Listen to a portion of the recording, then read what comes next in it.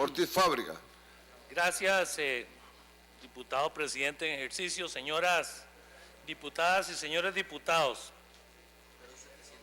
y a los señores y señoras, a los costarricenses que nos escuchan por la radio, por la televisión. El día de ayer, la Contraloría General de la República nos presentó su informe técnico sobre el proyecto de ley de presupuesto.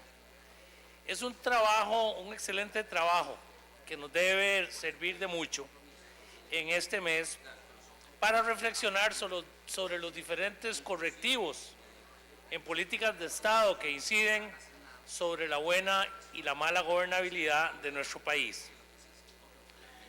Hoy también quiero rescatar no solo los recortes que estamos hablando para el presupuesto del año entrante, sino hacer unas reflexiones sobre lo que son las causas fundamentales que llevan esos disparadores en el déficit fiscal.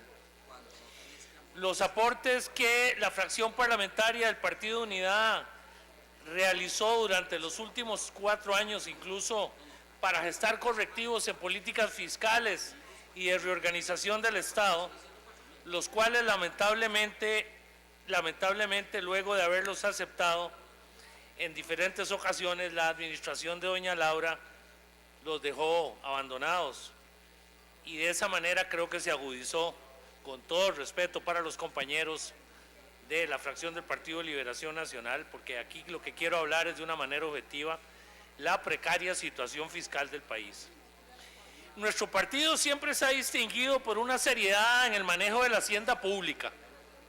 Los gobiernos social cristianos han entregado siempre, y ahora que veo a don Otón, le agradezco el reconocimiento que ha hecho del manejo nuestro partido en la hacienda pública, cómo ha realizado grandes contribuciones con el fin de mejorar la eficiencia en el gasto público, el control y la transparencia en los resultados de la gestión pública, y los números que al final de cada periodo constitucional en el cual nuestro partido ha gobernado hablan por sí mismos.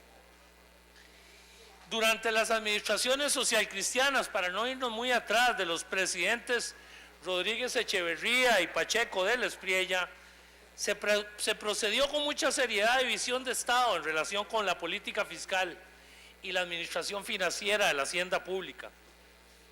Entre otros logros, porque serían tal vez muchísimos más, pero destaco algunos. Con un gran sacrificio se mantuvieron políticas serias de contención y de racionalidad en el gasto público. Y ahora veremos algunos números. Hubo un incremento de ingresos fiscales con nuevos sistemas de recaudación.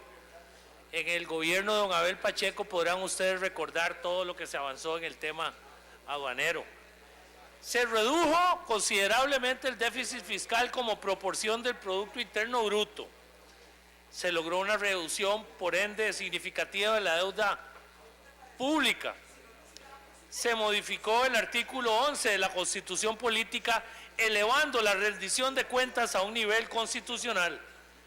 Se aprobó la ley 8131, de la cual hemos hablado aquí, de la Administración Financiera de la República y Presupuestos Públicos. Este esfuerzo nacional de las administraciones socialcristianas fue de tal envergadura que en los 2 primeros años de la administración Arias hubo un superávit en la relación de gastos corrientes versus los ingresos corrientes como una proporción del Producto Interno Bruto, algo que está claramente establecido en las cuentas de la hacienda pública de nuestro país. En curso de rigurosas políticas de restricción de gastos y de mejora de los ingresos, originaron que el año 2006 cerrara con un déficit fiscal de menos 1.1 del PIB, y que se traduciría para los años 2007 y 2008 en superávits del Producto Interno Bruto durante esos 2 primeros años de la administración de don Óscar Arias. Superávit del déficit fiscal. Este esfuerzo nacional no fue debidamente manejado por esa administración, aún entendiendo la crisis internacional del año 2008. Para el año 2009 y 2010, el déficit fiscal subió a un 3.4 y a un 5.1. Para el año 2010, el gasto representó, óigase usted, un 19.5 del Producto Interno Bruto. Y los ingresos, originando un déficit fiscal de menos 5 de un 5% del PIB. La administración de doña Laura Chinchilla Miranda también se caracterizó por no disminuir el gasto y cierra este año 2014 con gastos de un 20.8 y ingresos de un 14.1 del PIB, generando el déficit que tenemos actualmente de un 6%.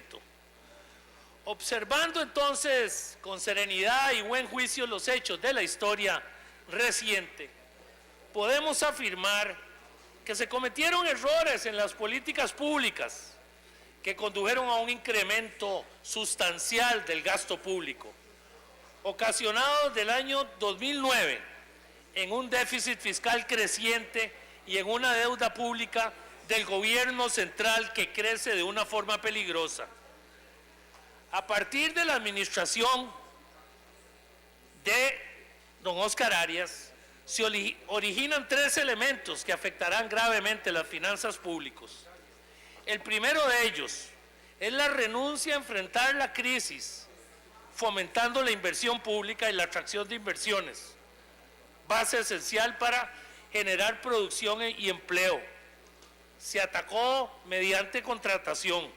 La ausencia de políticas de austeridad, de contención y racionalidad en el uso del gasto público, antes y después de la crisis internacional, también se mantendría durante la administración de dona Laura Chinchilla.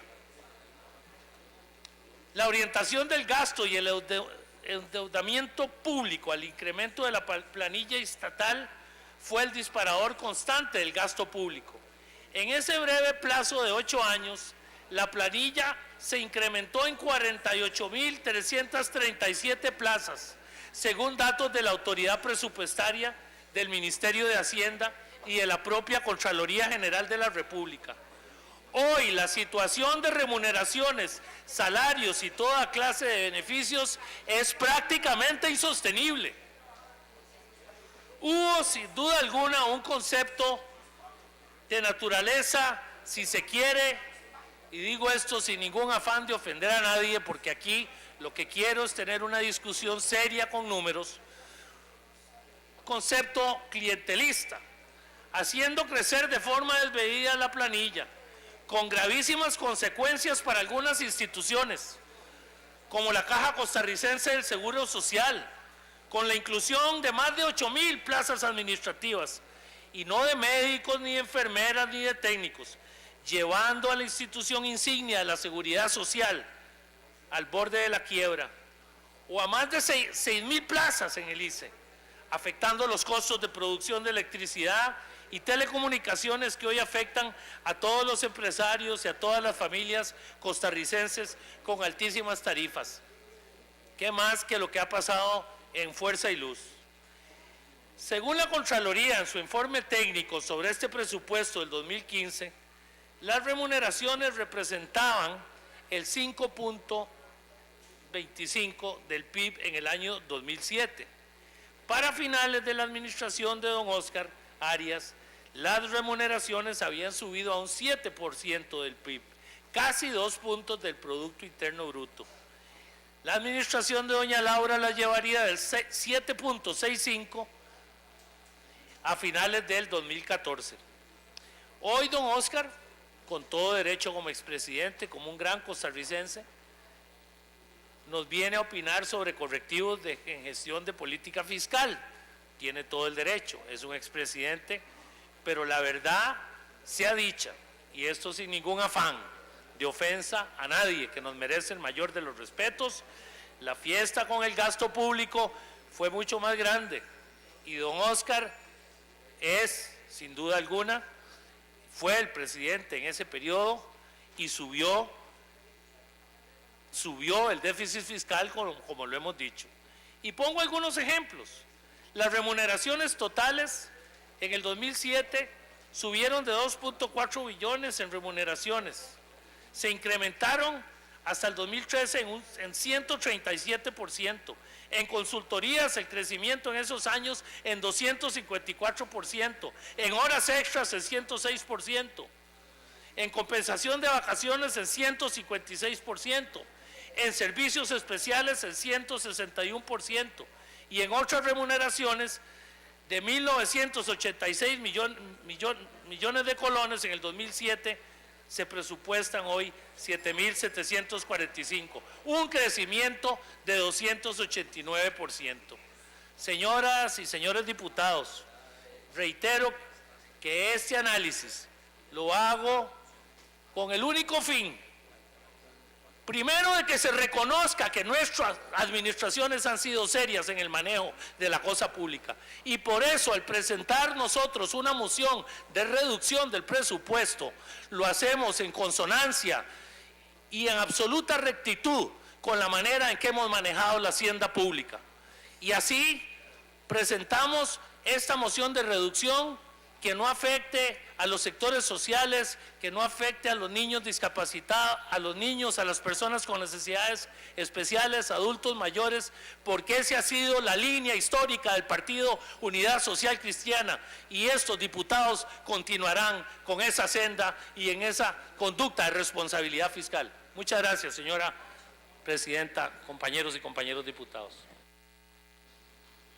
Gracias, señor diputado. Continúa con el uso de la palabra la fracción del Movimiento Libertario, la diputada Carmen Quesada, hasta por 5 minutos.